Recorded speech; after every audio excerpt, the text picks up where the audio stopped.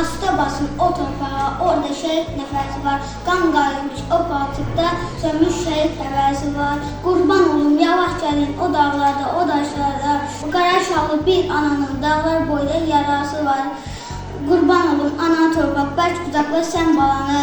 Güllə dərmiş şəhədimin, evdə köpək balamısı var. Bütün olmuş vətənimiz, yarsız qalmış gəlini var. Gecə yarısı yuxusunda atar deyən körpəsi var. Asta deyil, asta deyil, yavaşca siqnalları. Bir ananın, bir atanın bala deyən ailəsi var. Vətən müharibəsində biz qələbə qazandıq, bugün anın günüdür. Qəhrəmanlar qandıq, indi azad Qarabağ, gün bacıma baxmanı, mənim gəlin torpağım sana çox yaraşır. Yaşa vətən, çox yaşa, yaraşır zəfər sana, alqış, min kərə alqış, zəfəri baş edənə. Şəhid qucaqlamaktan yorulmuyor qollar, harda uyusun tam bu qədər onlar. Anaların yanında üzü necə alışır, bu qədər şəhid verən vətən necə sağ olsun. Doydu şəhid qanına yurdun daşını torpağı, tabutlarda görməyək bir üstən ki bayrağı. Mənə narahat edən vicdanımın səsidir, yoxsa mən də bilirəm ən yüce alimə ilə şəhidlik silkəsidir. Bu gün qəhrəmanların anı günüdür. Bu tarix sürdürür, zəfər sürdürür.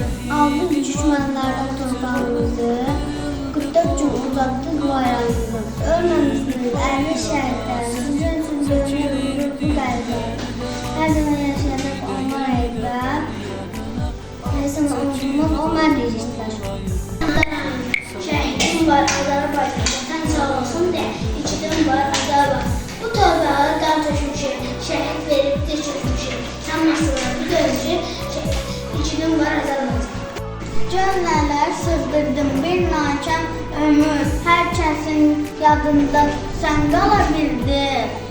Cümlələri susduran gülüşündə sən, hər kəsin qəlbində sən qala bildin. Hər kəsin könlündə köz sala bildin. Nürüzdü şəhidim, rahat uyuya. Vətənin azaddır, torpağın azad. Qanınla yağdan təmizlədiyin, basmaz torpağına bir də yad ayaq. Salam şəhid anası, mən də sənin bir bağım. Olmasın bu qeyrimin, şüay kəlbəzi alın. Sənin bağın tapşırıb, sənin məmək olar. Nəvd onunsa yaşında ordunu zəfər saldı. Salam şəhid atası, sən necə qurulursan, dağ roza olunca gələdə dik durursan.